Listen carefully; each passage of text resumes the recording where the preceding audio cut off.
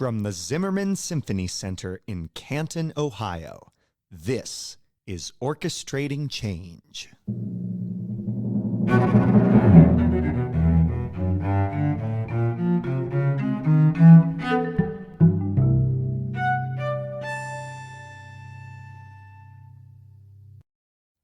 I'm Matthew Jenkins Yarashevitz, Associate Conductor of the Canton Symphony Orchestra. And I'm Rachel Hagemeyer, Manager of Education and Community Engagement. Welcome to Season 3 of our podcast. We are so glad you could join us. This podcast navigates issues that exist in the field of classical music and the world at large.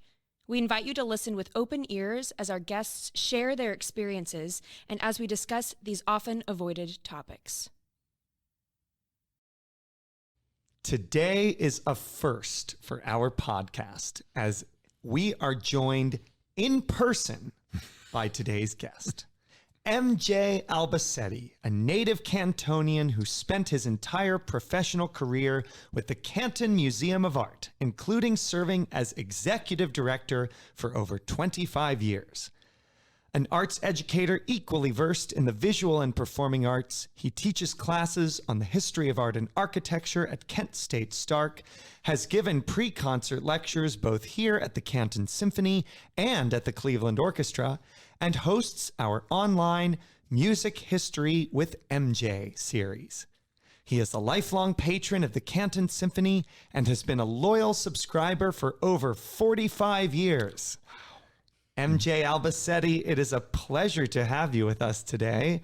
Welcome to Orchestrating Change. It is a pleasure being here with the two of you. This is going to be very exciting.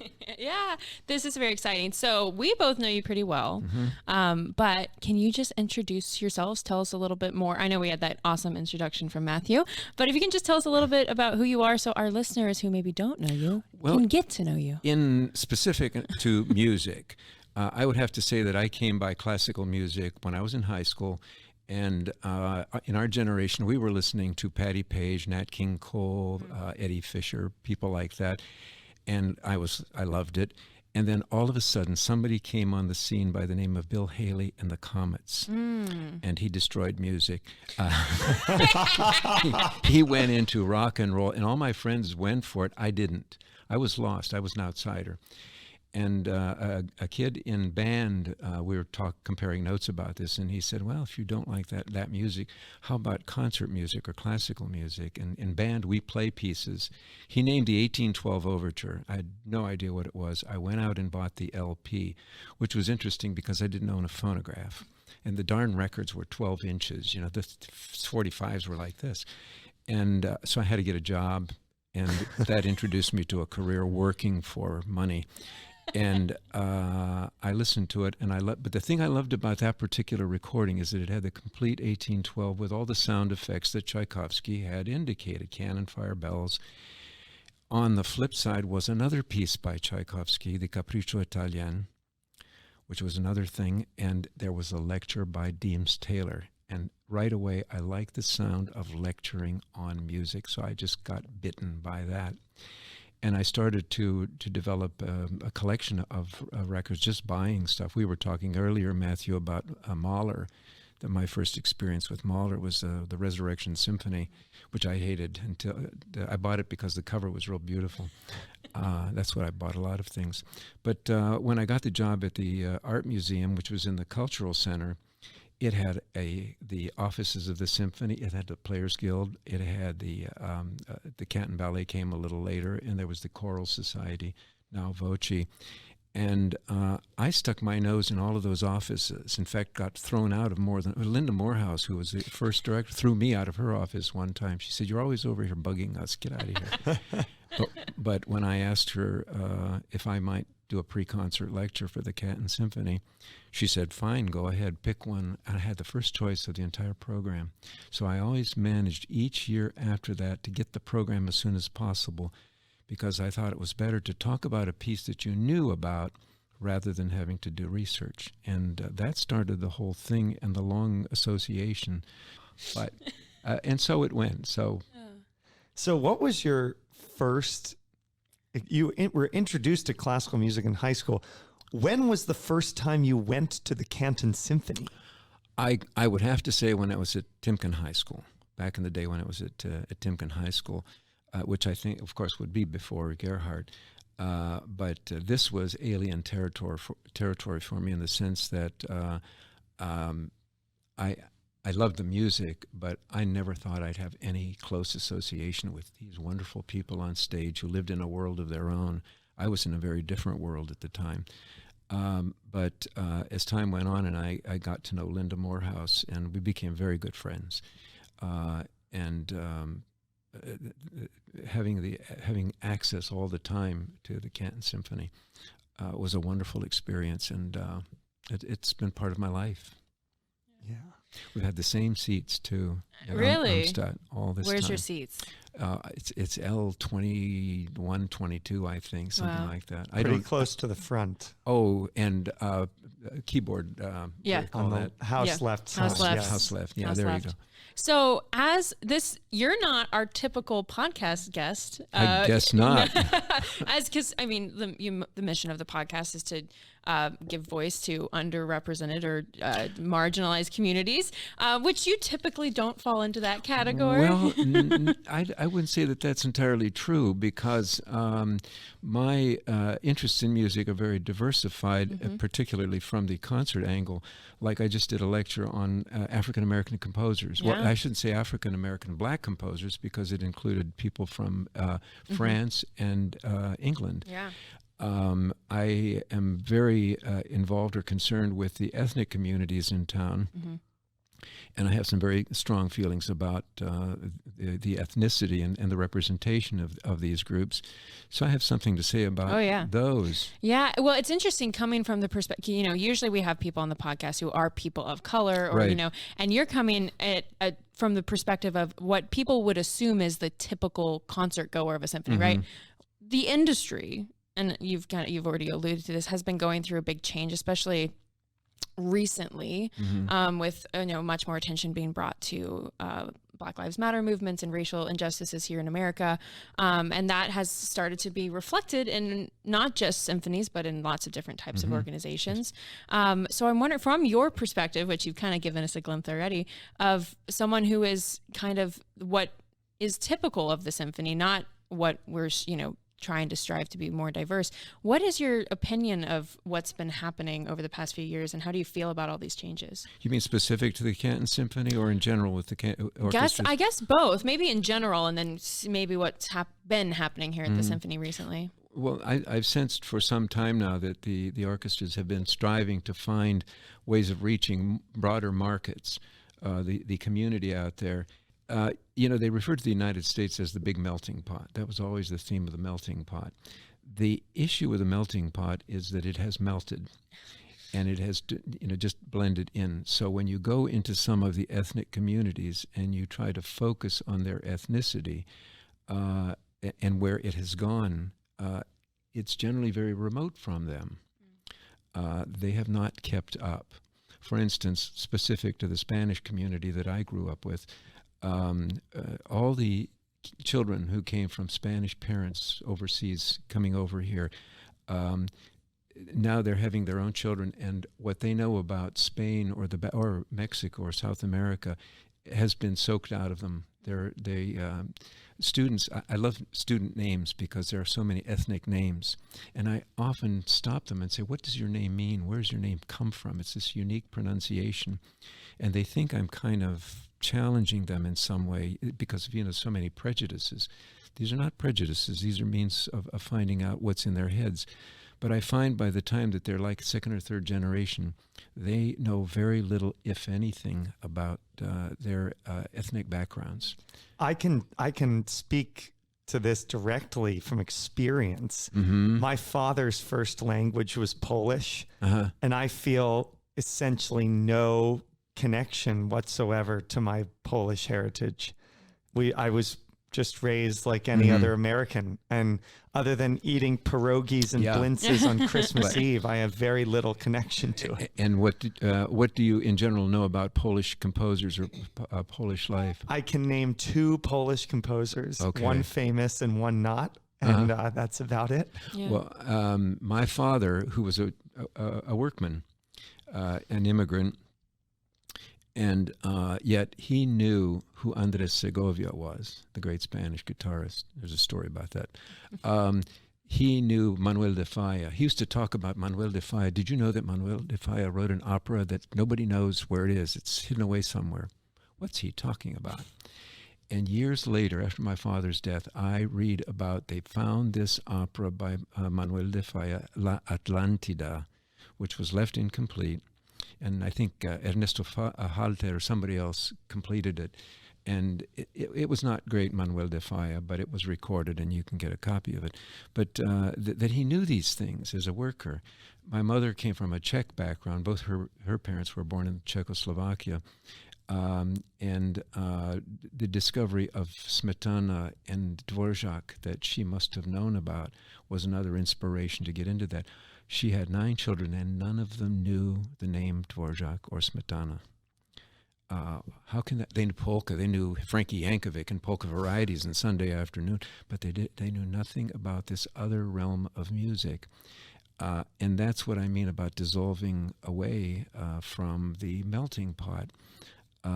Several families of tradition, the Greek community, remains very, very strong to their ties. They get all the kids, they learn to dance, they have the music, etc. Many of them speak the language. The Italian community, the Italian festival, that has diminished quite a bit in recent years. How can we bring that back to them? I had even thought of the idea in terms of what the orchestra can do. What about a concert dedicated entirely to Spanish music some night? And by that I mean music written by Spanish composers, Spanish music, and maybe a couple of things that would directly appeal to them. Because there's some phenomenal music and very appealing to the public to the Spanish community if they would hear it. And they love to get together for things like that, tie it in with a Spanish festival or something like that. And I think you'd get some good representation there. A night of Spanish music, a night of Italian music, something like that. I think it's talking about like immigration in America and then cultures of people who are either children of immigrants or immigrants themselves. My immigrant great grandfather, so it's far removed from me from Germany, but from friends that I've talked to who are first generation Americans, often, and again, this is a generalization and I am not of this population, so take it with a grain of salt, but often talk about how when they come to America, their parents or themselves often feel such a pressure just to assimilate into American culture and to, only speak English because people will not treat you well if you have an accent or if you, all these different stuff. So it's the question of how do we encourage people to keep their traditions and to be proud of their heritages, because right now kind of as an American society, we're like, hey, you have an accent, figure that out. And it's like, well, maybe they speak more languages than most of us do. So, it's interesting. Can I tell you something I did one time? When we had the kimono show, in all the activities that we went to, there were Japanese interpreters and the Japanese who spoke English.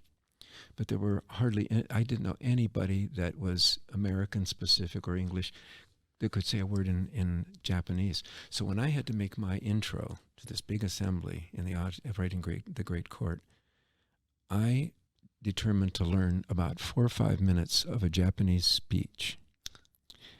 And I gave a brief presentation in English, and then I had my notes all written out phonetically, and I read about a 4-minute speech entirely in Japanese.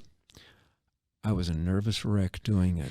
And when I left the dais, I was in a cloud. I don't know. And I said to my wife afterwards, how did the audience respond to that? She said, you got a standing ovation. It led to complications because everybody thought I spoke Japanese. Oh, no. And I did not. And there were interesting ramifications to that. But how important that was to me and how important it should be to other people to jump the bridge, to explore other cultures. And we're so disinclined to do that. And I think that's most unfortunate. And it should be in the schools that they're encouraged to do that. Yeah, for sure. I think it begs the question, like in orchestral music, how a lot of people assume that orchestral music comes from one specific type of background, a usually European background, but there are orchestral composers from every single background, and that music has influenced and continues to influence orchestral music. So it is our duty as orchestral institutions and orchestral music lovers to try to get to know those things a little better. Right. So I think that's really interesting. Yeah. So I'm curious, as a host of the podcast, talking to you, someone of the community. You're making me very nervous right now.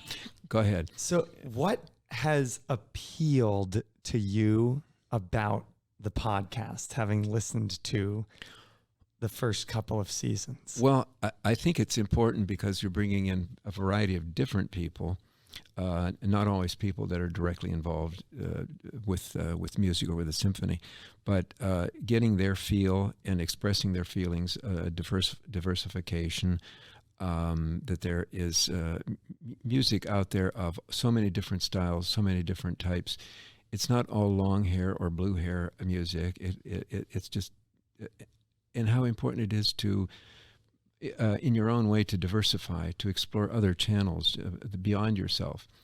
You had mentioned earlier when I asked the question about how you feel about what's happening in the industry about, not just, music, but also diversity, like within our administrations and the people who are playing the music on stage. And we now have mentioned the podcast.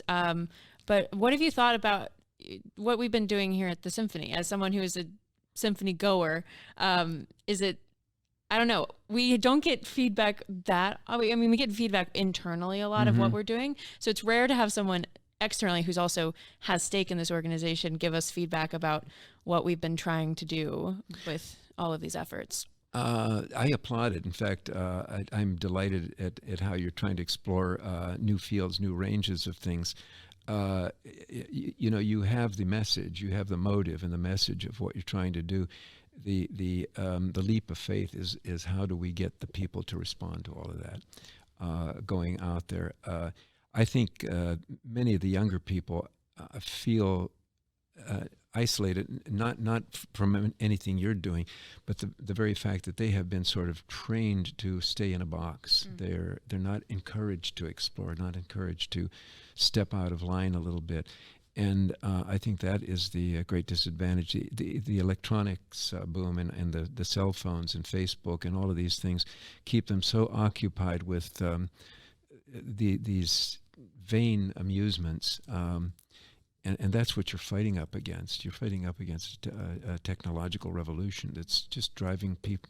It's not driving people away. It's just closing their minds down as to the things that are out there. So another thing that on the other side of the age spectrum for us, be careful, is that, well, no, all I was going to say that we see as at least a potential obstacle is a possible negative backlash from the current demographic of concert goers towards our efforts on the podcast and what we were able to put into practice here at the orchestra as far as increasing our diversity, equity, and inclusion. Often, you talk about the dead composers 50, 100 years ago, 200 years ago, and then you introduce this piece that is so different from the context of the rest of the program. I think sometimes it's a little harder edged than the audience is ready to receive. It could be a very modern piece, a very abstract piece.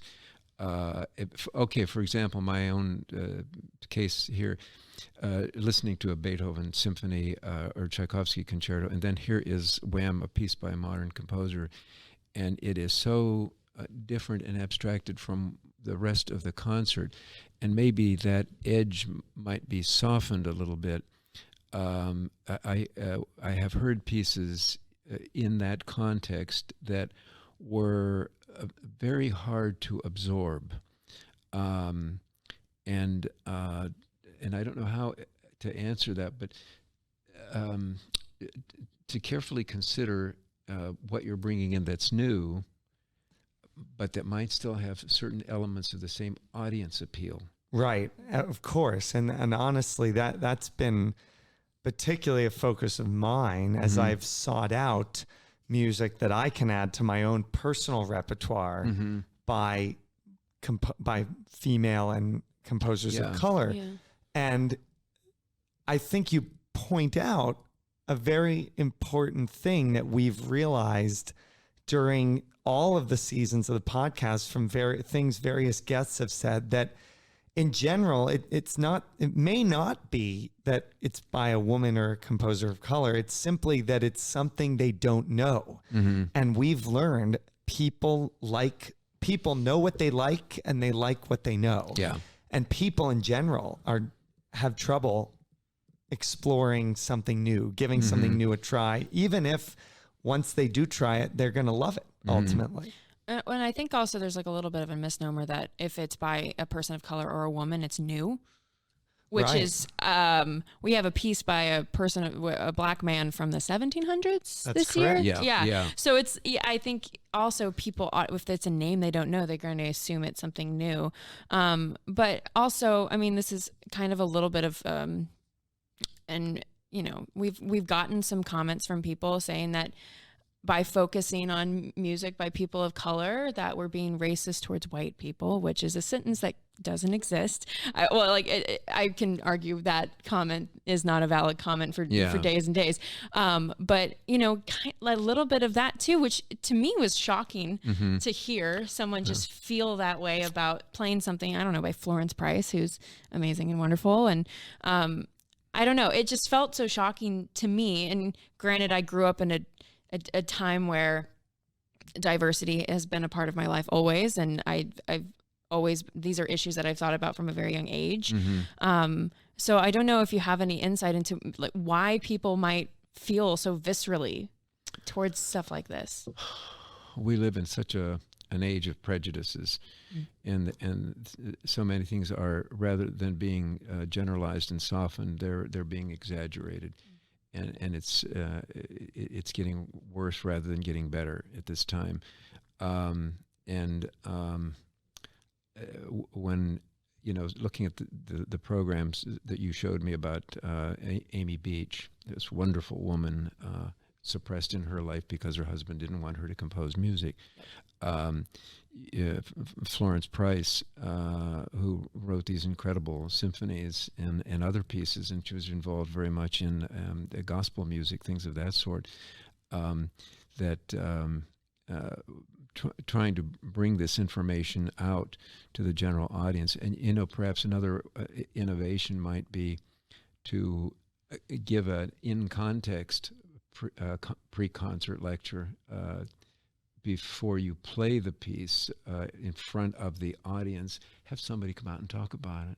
Can you imagine a black person coming out and talking about Florence Price to the audience right before that piece is played, and bring it home? I think that would, be remarkable. I know I'd pay attention to something like that. Well, we'll have Quinn Mason here this season, and this will come out after that concert has already happened. But Quinn's a young black man. He's 25, and he's going to be here to talk all about his music, which is really wonderful. I love his stuff. And then we'll have Rick Robinson later to talk about his music, and he used to be a bassist in the Canton Symphony and Detroit Symphony. Well, he was here too. He was here, and then he was at Detroit, and he's wonderful. And I think that's a really important part, what you bring up. There's another. It just reminded me of a quote, and I think it was Samuel. I have to be careful. Samuel Coleridge Taylor. One is a poet, and one is. You are correct. Samuel Coleridge Taylor. Yes. Okay. You are correct. But I believe he was the one who made the remark that what do people expect of him? as a black man or as a composer? Is he supposed to write music that represents his black heritage and prove that he is a black composer, or is he to write music that demonstrates that he is not, that he can write music without attaching it to anything, abstract music, or on some, like the Hiawatha that I think it was Coleridge Taylor composed. Phenomenal thing, great piece of music. And I think perhaps if one of the black composers were to address the audience while just as the piece is going to be played. Well, the woman who was just here, Margaret, she came out and she talked about her piece a little bit. Right. Okay. Right. That was delightful. Yeah. And maybe we need to do more of that when you're introducing the new piece. Give it, and for that matter, if it's a short piece, play it over again.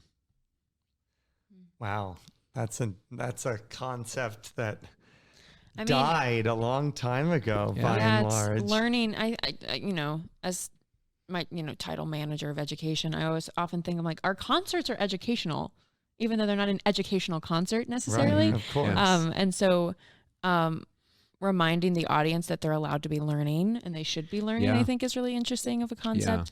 And this year our conversation series that we've moved it to try to be a more accessible time to younger people so that they can come and participate. And we're a lot of our guests, for those who are speakers, are composers whose music will be on the concert.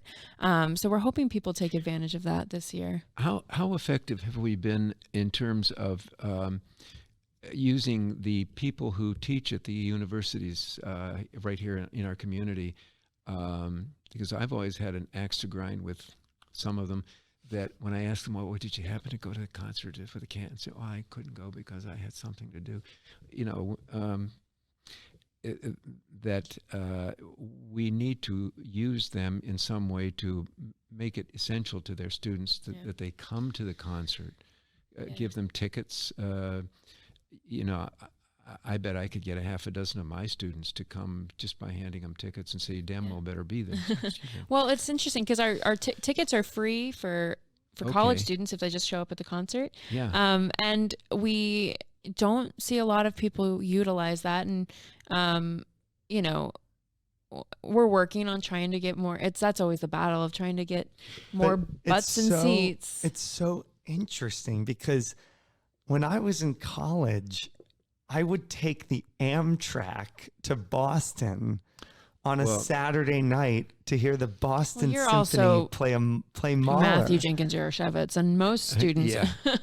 And I would bring friends. Yeah. I would and everybody. I had this whole cohort that was thrilled to do it.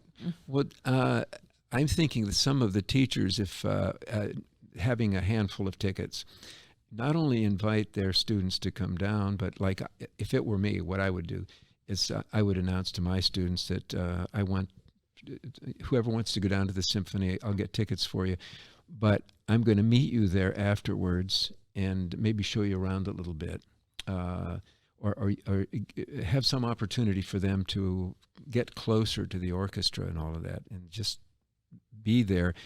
Maybe share a can of pop or something with them, and take them aside and just, treat them like my guests at the symphony, and see if that is meaningful. See if they get their response to that. Maybe some of the other teachers could do the same thing, and I would do that. Yeah, I think it's that a lot of like intergenerational learning and collaboration and community making is something that is not super common. I think it's a two-way street. A lot of young people think that old people are weird and they don't want to hang out with them, and a lot of old people are like, those young kids, they don't know anything. They don't, I already find myself thinking about that, about Matthew. the generations below me. But and one thing that I, as someone who works with kids a lot, this generation, the very young ones, are the most global generation we've ever had, and they have been in the know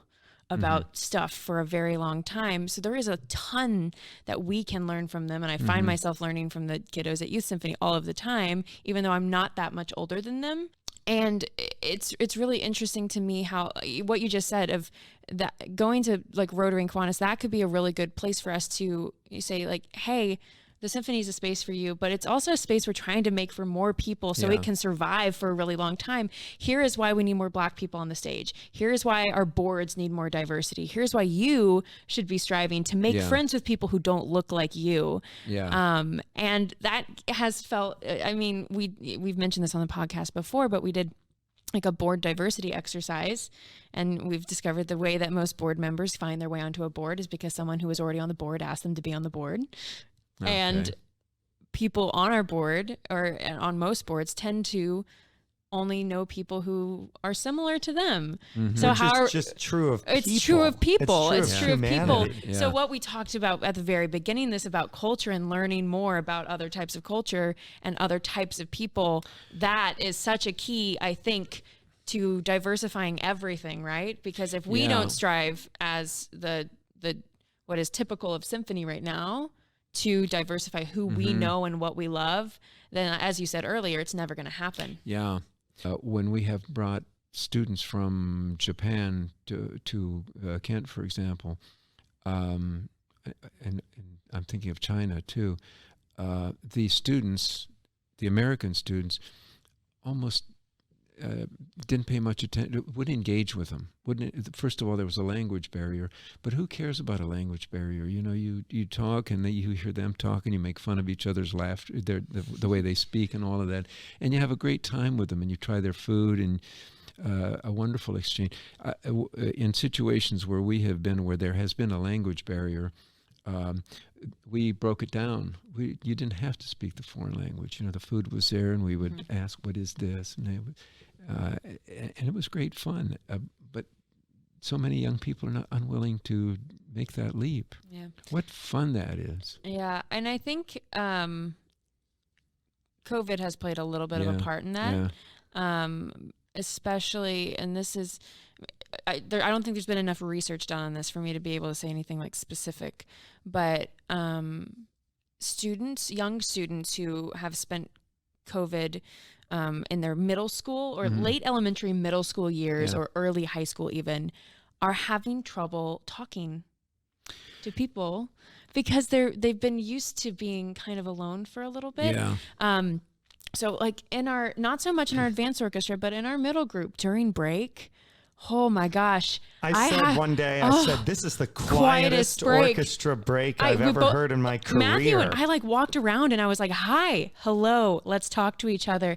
And I think a lot of that has to do with COVID. But, you know, to your point of young people maybe not wanting to explore, I think they just do it in a different way now. And so how can we embrace how they learn and how they engage with the world and bring them into some new stuff? I mean, you know, I don't TikTok is a thing and I don't understand it, but I think could be a really good tool to use if we can try to understand them a little bit better. And then they'll be more inclined. It's like, oh, they're respecting what I like. Maybe then I'll come in and join and try new things. There's a problem there, but the students don't know that there is a problem. The isolationism is something that they can't fathom, and they don't really know how to break out of it. There's an article, I think, in a publication we just got called, I think it's called Brain and Mind, and it's a neurological society, medical professionals that are discussing issues that I think deal with problems like that. What is happening to the minds of people today, closing down, afraid to go out, you know. And I think that you're right about that. That's part of the issue, the concern. Yeah. And you know, we've been talking already today about it's hard to change older people's minds, and younger people, in theory, are just more that they're neural.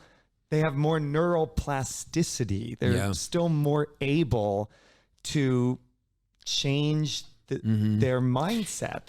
And if younger people already are having trouble being open to things, just imagine in 40, 50 years, that generation is going to have even more trouble than any we've seen before.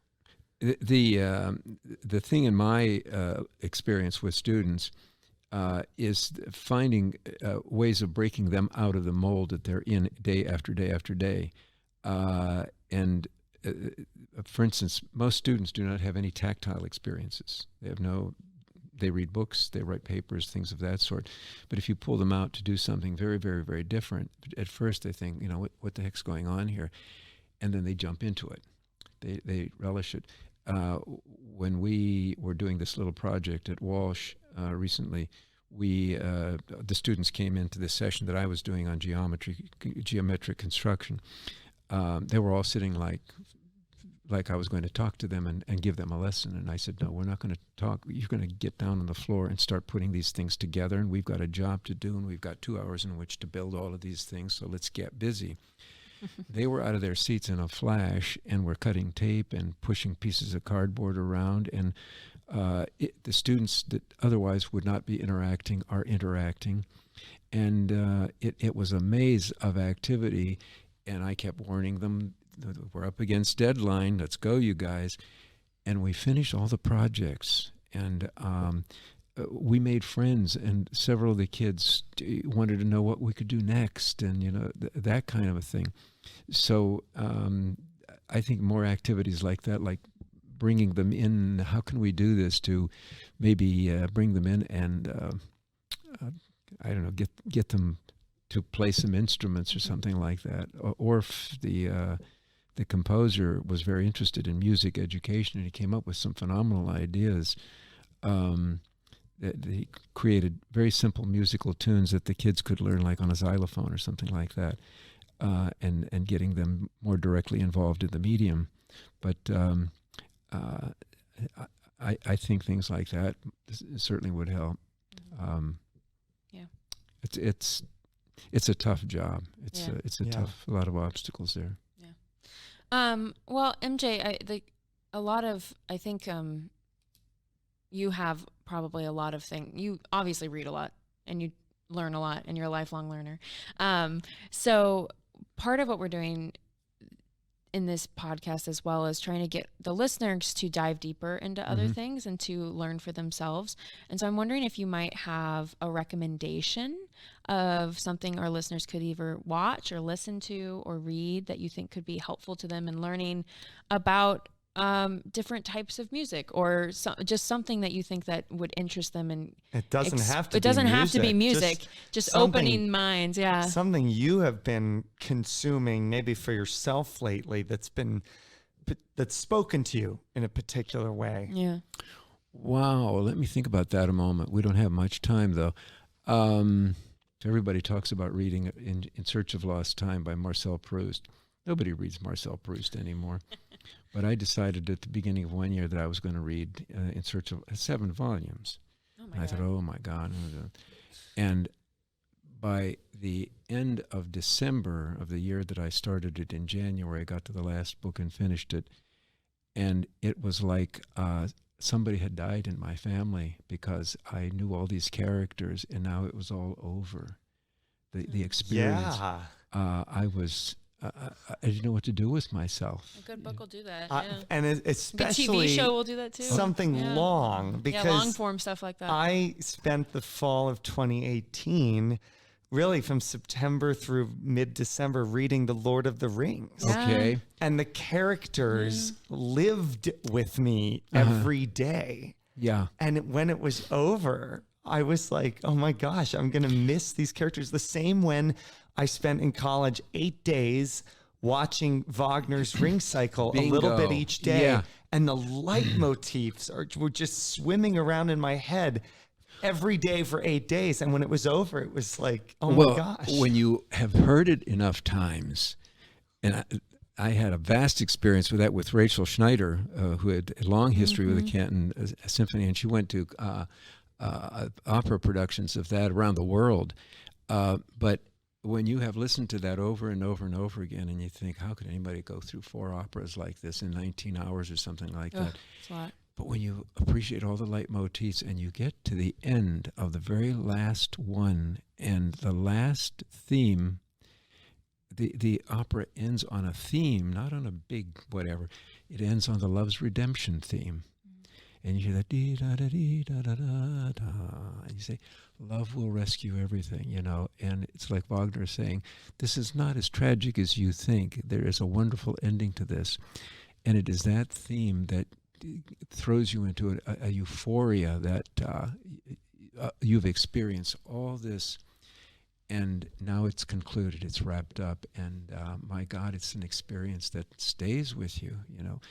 So just a couple more questions for you here. So obviously we've talked a little bit today, and as you know, we are featuring women and composers of color on every concert of our Masterwork series this year.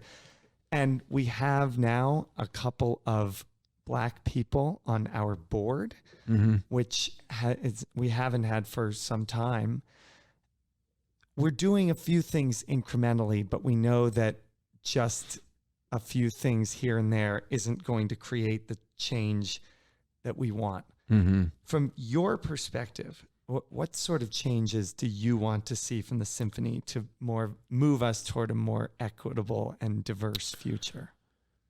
Well, continue to do what you're doing right now. You're sort of at the bottom of a very rather long ladder, and I think the continuation of doing that is the correct progress to take. Helping to find other ways to draw more of that audience in, and of course retraining the group of people that you already have in the audience that to accept these things. I know a lot of the older people in the symphony, and I know their issues. I can remember somebody in the symphony, I don't know if he's still around, but he said he would continue to like the Canton Symphony as long as they didn't do any 20th century music. Well, the first concert of this year was entirely 20th century music in the first half. Yeah. So. But imagine saying something like that. Yeah.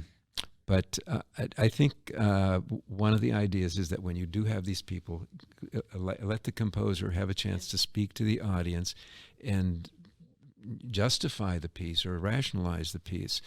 And in every instance, when it's a new piece, and if it's 6 or 7 minutes long, I think if you're talking about your current audience and the way to get these things through to them is to let the composer speak to the audience. I always pitch to my students that there's a concert of the Canton Symphony coming up. If you have a chance to go. But maybe next time, I'll just say I'll give you the tickets to go, or their tickets will be there for you, or I'll meet you there. Yeah. And maybe buy you a cup of coffee or something. Take you into the hall to encourage them to come. And I do have several students that are very good, very impressionable, so it could work. Yeah. I know, this is maybe testing your knowledge really quickly, but we've mentioned a couple of times that, every concert has a piece by a person of color or a woman or both. Is there one of those pieces by a Black composer or women or people of color on our season that you're particularly excited for that maybe you haven't heard before? I think there are a number of pieces. I've heard the Price piece. I know Amy Beach's work. Who else? Name somebody that... you can help us. So, in January, Jessie Montgomery will be played for the first time at the Canton Symphony. We mentioned Quinn Mason next month. Rick Robinson. See, these are all new to me, and I'm looking forward to that. Anxious to hear it. As we're wrapping up here today, looking forward, the future of orchestral music, at the future of the industry, what do you hope for? And maybe what do you say to people who say it's not relevant anymore? It's dying out. What do you hope for the future and hope that people see in it as we move forward? I would be very sad to lose any symphony orchestra. A number of symphony orchestras have closed down, and I think that's a great tragedy. I think that we just have to work very, very hard to continue building audiences, because I can't live without orchestral music or any kind of symphonic music, chamber music, all of these, because comparing it, with popular music is sort of like a quick shot. You can enjoy it, but it's up at the moment. It's just purely of the moment. But the thing about this kind of music, it can take you into moods and states of mind, realms. It opens up the horizon of not just your country, but other countries, music of other nations, other times, other composers. It's just a fabulous experience of life. And as you get older and older, you start realizing just how important that music is in your life, because it's something you can always go to, and it's like the little stuffed doll that you can hold on to when you go to bed. It's like a great novel, you labor through it for a long time, and you just wonderful things, and when you get to the end of it, you're sorry it's over. You want to start back at page 1. Before we let you go, any last thoughts about how we orchestrate change? Continue doing everything as well as you have been doing it. Keep up the spirit. Don't lose your enthusiasm. Every opportunity that you can get out there to talk about it and promote it, don't wait for an audience. Create an audience, and call on people who have the skills to help you in some way too. There are people out there in the audience that would love to. And I can think of a half a dozen people who would love to have opportunities to talk about music and go places and do presentations to promote music. MJ Albacetti, it's been such a pleasure having you in here today. Thank you so much for joining us. Well, I'm not sure I fully answered all your questions or satisfied your demands, but it certainly has been very, very pleasant, and it'll give me an opportunity to do a lot of thinking about the questions you've asked, and do whatever I can on my part to resolve them. MJ Albacetti, retired executive director of the Canton Museum of Art and lifelong classical music fan and longtime subscriber here at the Canton Symphony Orchestra. Thank you. Orchestrating Change is a production of the Canton Symphony Orchestra.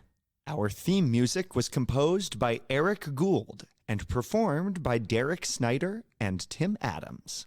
Our audio engineer and mixer is Nathan Maslick, with video and audio editing by Shoreline Media. Thank you for listening, and see you next time.